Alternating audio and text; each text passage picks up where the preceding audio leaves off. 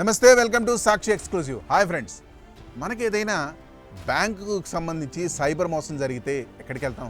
వెంటనే బ్యాంకుకి వెళ్ళి మా డబ్బు కాపాడండి అని అడుగుతాం. కానీ మనల్ని కాపాడాల్సిన బ్యాంకు మేనేజర్లు, సిబ్బందే దొంగలతో చేతులు కలిపితే వినడానికి షాకింగ్గా ఉన్నా ఇది అక్షరాల నిజం.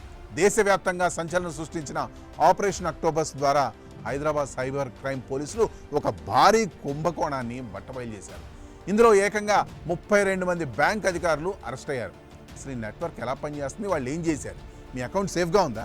పూర్తి వివరాలు ఈ వీడియోలో చూద్దాం. వీడియో అయితే ఎక్కడ స్కిప్ అవ్వకుండా చూడండి. Hyderabad police commissioner K Srinivasa Reddy నేతృత్వంలో ఈ భారీ ఆపరేషన్ జరిగింది. దేశవ్యాప్తంగా జరుగుతున్న సైబర్ నేరాలను అరికట్టడానికి తెలంగాణ పోలీసులు చేపట్టిన స్పెషల్ డ్రైవ్ ఇది. ఈ సెకండ్ ఫేజ్లో పోలీసులు దేశంలోని 14 రాష్ట్రాల్లో ఏకంగా చాలా దాడులు చేశారు. సుమారు 52 మంది నిందితులను అరెస్ట్ చేశారు. ఇందులో అత్యంత భయానకమైన విషయం ఏంటంటే, పట్టుబడ్డ వారిలో 32 మంది వివిధ ప్రభుత్వ, ప్రైవేట్ బ్యాంకుల్లో పనిచేస్తున్న అధికారులే.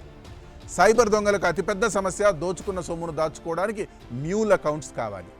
ఇక్కడే ఈ బ్యాంక్ అధికారులు ఎంట్రీ ఇస్తారు. వీరు సామాన్య ప్రజల డాక్యుమెంట్లను దొంగిలించి లేదా అమాయకులకు ఆశ చూపి వాళ్ళ పేరుతో ఫేక్ అకౌంట్ తెరుస్తారు. ఆ తర్వాత కేవలం 15 నిమిషాల్లోనే కేవైసీ ప్రక్రియను పూర్తి చేసి కిట్లను సైబర్ దొంగలకు అందజేస్తారు. ప్రతి అకౌంట్కు వీళ్ళకి 1,00,000 నుండి 2 లక్షల వరకు కమిషన్ అందుతుంది. ఇందులో ఎస్బీఐ, హెచ్డిఎఫ్సి, ఐసిఐసిఐ వంటి అగ్రశ్రేణి బ్యాంకులకు చెందిన సిబ్బంది కూడా ఉండడం గమనార్హం. పోలీసుల దర్యాప్తులో ఒక షాకింగ్ విషయం అయితే వెలుగు చూసింది. ఈ ముఠా దాదాపు 100కు పైగా షెల్ కంపెనీలను సృష్టించింది. కేవలం ఒకే బ్యాంక్ మేనేజర్ ద్వారా సుమారు 150 కరెంట్ అకౌంట్లు ఓపెన్ చేయించి వాటి ద్వారా వందల కోట్ల రూపాయల సైబర్ నేరాల సొమ్మును విదేశాలకు మళ్లించారు. ముఖ్యంగా గుజరాత్, రాజస్థాన్, మహారాష్ట్ర, పశ్చిమ బెంగాల్ వంటి రాష్ట్రాల నుండి ఈ కార్యకలాపాలు యథేచ్ఛగా సాగుతున్నాయి. ఈ ఆపరేషన్లో పోలీసులు భారీగా నగదును, సామాగ్రిని స్వాధీనం చేసుకున్నారు. సుమారు 12 లక్షల పైగా నగదు, 70కి పైగా మొబైల్ ఫోన్లు, వందల సంఖ్యలో సిమ్ కార్డులు, చెక్ బుక్లు, డెబిట్ కార్డులు, అంతేకాకుండా దాదాపు 5 కోట్లకు పైగా నగదును వివిధ బ్యాంక్ అకౌంట్లో ఫ్రీజ్ చేశారు. ఈ వార్త విన్నాక మనం అందరం ఒక విషయం అయితే అర్థం చేసుకోవాలి. కేవలం అపరిచితులే కాదు, బ్యాంక్ సిబ్బంది అడిగినా సరే మీ వ్యక్తిగత వివరాలు కానీ, ఓటీపీలు కానీ ఎవరికి ఇవ్వకండి. మీ పేరు మీద మీకు తెలియకుండా అకౌంట్ తెరిచే ప్రమాదం చాలా ఉంది.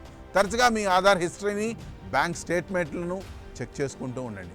ఏదైనా అనుమానం వస్తే వెంటనే 1930 నెంబర్కు కాల్ చేసి సైబర్ క్రైమ్ పోలీసులకు ఫిర్యాదు అయితే చేయండి.